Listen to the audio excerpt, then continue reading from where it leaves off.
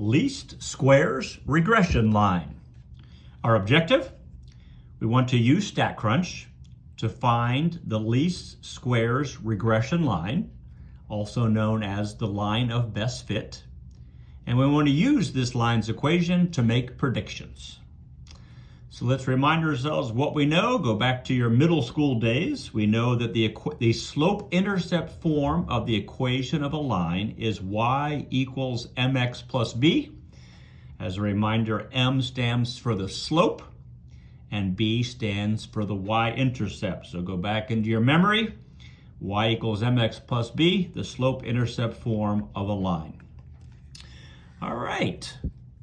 So pull back a little bit more previous knowledge. Once the scatter plot and the linear correlation coefficient show that the two variables have a linear relation, we can find a linear equation, again, y equals mx plus b, that describes this relation. And we can use that equation to make predictions. This line of best fit is called the least squares regression line. It's a line that minimizes the distances, which are called the residuals, between it, the line, and all the points. All right, so what's a residual? The residual is the observed y value from the point minus the predicted y value from the equation. Okay, so once we have this equation, we can use this equation to make predictions. And if we have specific observations, we can find the predicted y value from the equation, and we can find the residual, which we're going to do here in our example. Okay, so let me get myself straight here.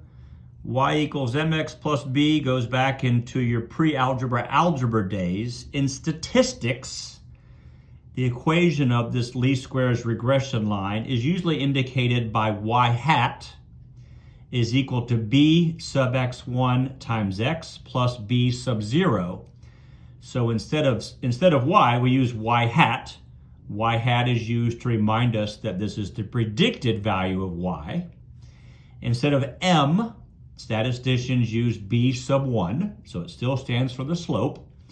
And instead of b, statisticians use b sub 0 or b naught as the y-intercept. And you'll see it both ways, where the slope, you have the slope part plus the y-intercept, where the slope part is first, or you might have the y-intercept part written first and the slope portion is written second. Same thing, you can add in any order you want. I believe this method, this form, is a bit more popular in statistics. So y hat is equal to y-intercept, b sub 0, plus slope, b sub 1, times x.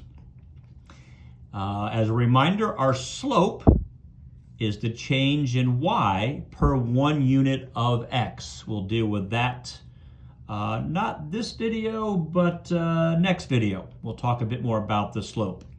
And again, b sub 0 is the y-intercept. All right, we're going to let StatCrunch come up with this least squares regression equation. And in StatCrunch, we're going to go to Stat, Regression, Simple Linear, and it's going to calculate for us our slope and our y-intercept. Isn't that nice? Let's do it. Okay, let's see here. Give me a moment. A pediatrician wants to determine the relation that exists between a child's height, which is x, the x variable, the independent variable, the explanatory variable, and his or her head circumference, which is y, the dependent variable or the response variable, both of which are in inches.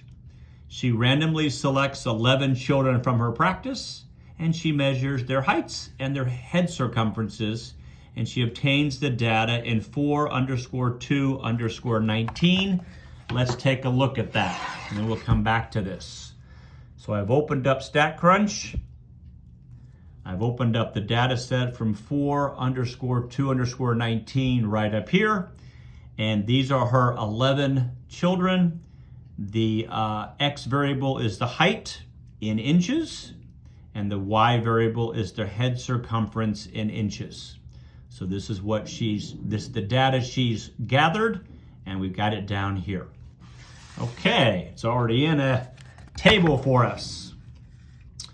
Okay, let's get up here so we can see it. Letter A, find the least squares regression line.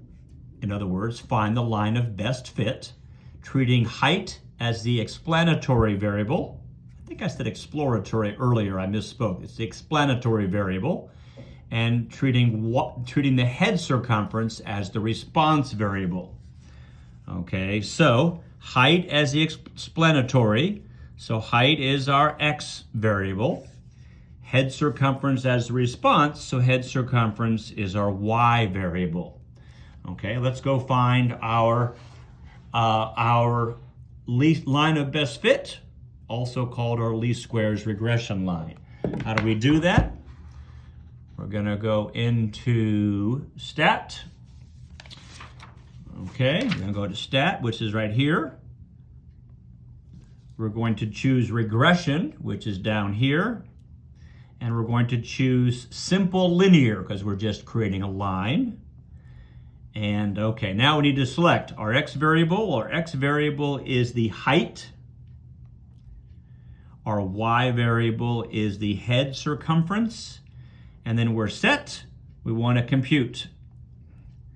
Okay, we got a lot of information here. We're only worried about one thing. We're only worried about this line right here. Head circumference, which is our Y variable, is equal to the y-intercept, 12.493 to 3 decimal places, plus our slope, 0.183 to 3 decimal places, times the height. The word height next to it is this times that. Well, note it does tell us that the dependent variable is head circumference, the Y variable. The independent variable is the height, the X variable. It reminds us of our sample size. It also gives us a correlation coefficient. So there's another way to find the correlation coefficient, which I think we found on this problem earlier. Maybe not, man. Maybe misspoken there. But we're interested right here. This is our equation. Y hat equals B sub 0 plus B sub 1 times X. Okay, so we're going to note these two numbers. I'm going to write them down under letter A. All right, let me get myself straightened out again. So we have Y hat is equal to 12.493 to 3 decimal places plus 0.183 times X.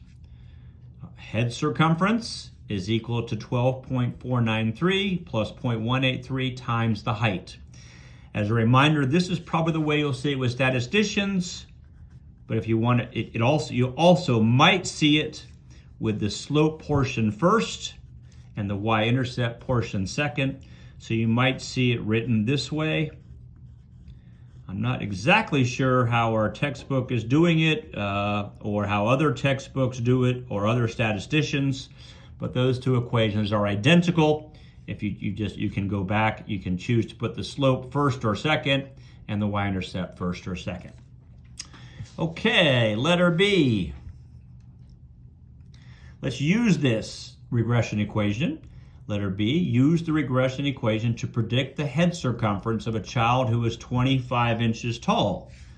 Okay, well, we're being told that X is equal to 25, and let's use our equation to predict the head circumference. I'm going to use the top equation. So Y hat is equal to 12.493 plus 0.183 times 25. And that's a calculation. That goes right into a calculator. And out comes to 3 decimal places, 17.068 inches. And again, the y hat, this is the head circumference.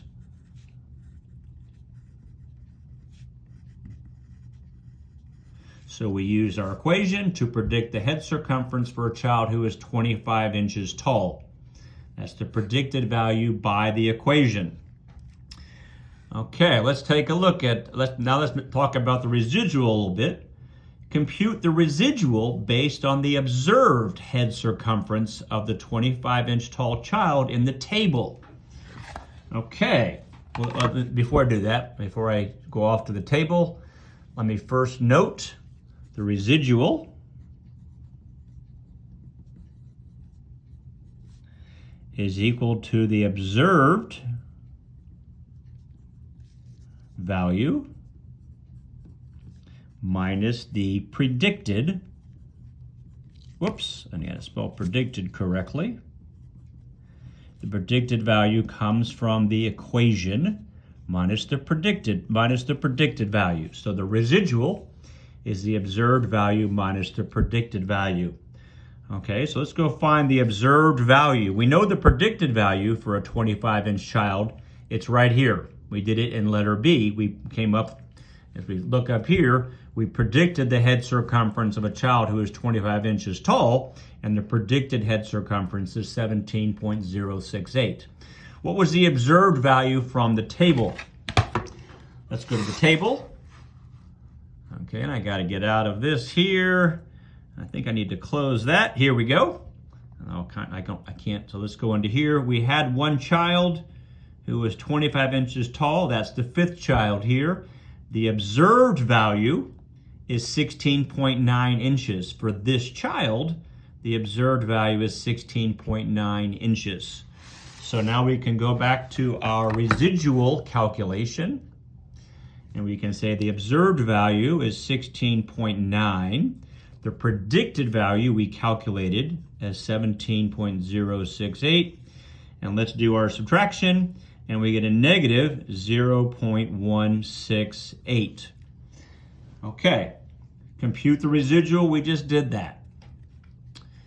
Is the head circumference of this child above or below average? Okay, the head circumference is below. The negative tells us it's below average. Okay, the predicted value is the average value using the equation. For this particular child, we are below that because of the negative. So the head circumference